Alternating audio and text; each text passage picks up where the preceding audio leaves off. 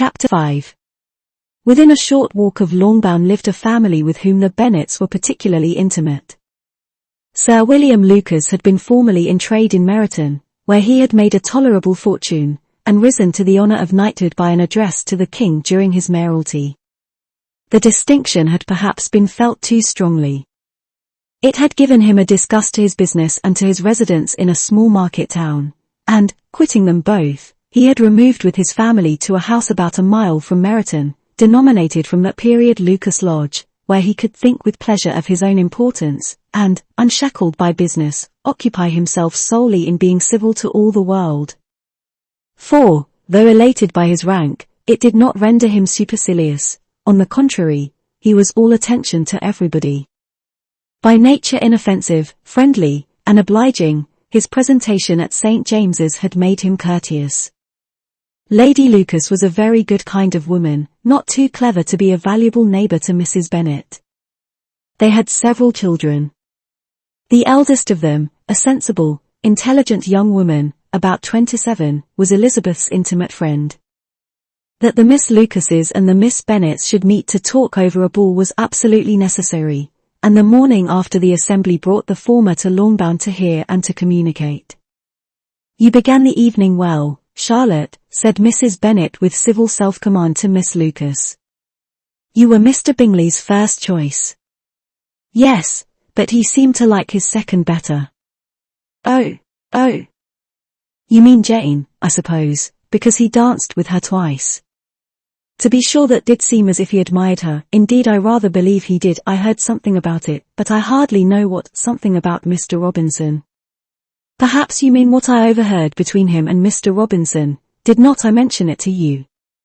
Mr. Robinson's asking him how he liked our Meryton assemblies, and whether he did not think there were a great many pretty women in the room, and which he thought the prettiest. And his answering immediately to the last question, oh. The eldest Miss Bennet, beyond a doubt, there cannot be two opinions on that point." "Upon my word." "Well, that was very decided indeed. That does seem as if, but, however, it may all come to nothing, you know."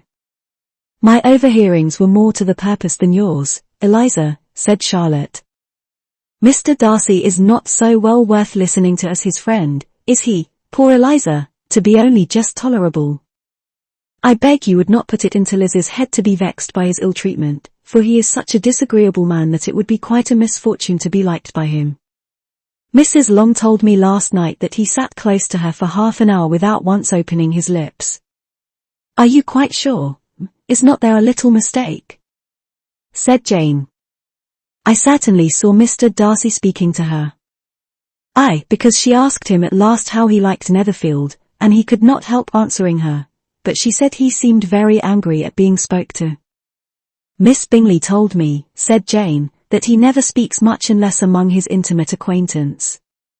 With them he is remarkably agreeable." "I do not believe a word of it, my dear. If he had been so very agreeable, he would have talked to Mrs. Long. But I can guess how it was. Everybody says that he is eat up with pride, and I dare say he had heard somehow that Mrs. Long does not keep a carriage, and had come to the ball in a hack chaise." "I do not mind his not talking to Mrs. Long," said Miss Lucas, "but I wish he had danced with Eliza."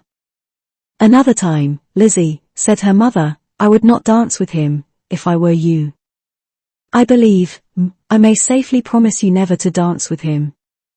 "His pride," said Miss Lucas, "does not offend me so much as pride often does, because there is an excuse for it.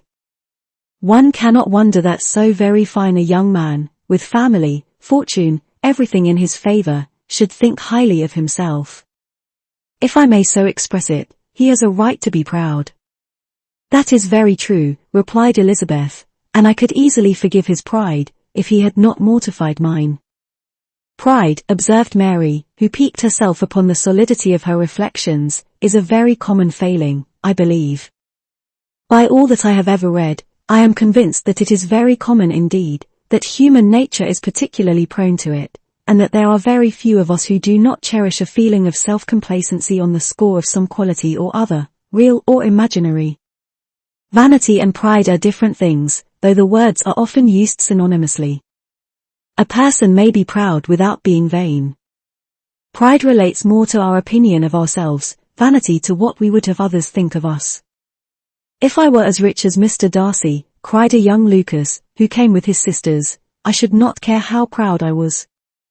I would keep a pack of foxhounds, and drink a bottle of wine every day. Then you would drink a great deal more than you ought, said Mrs. Bennet, and if I were to see you at it, I should take away your bottle directly. The boy protested that she should not, she continued to declare that she would, and the argument ended only with the visit.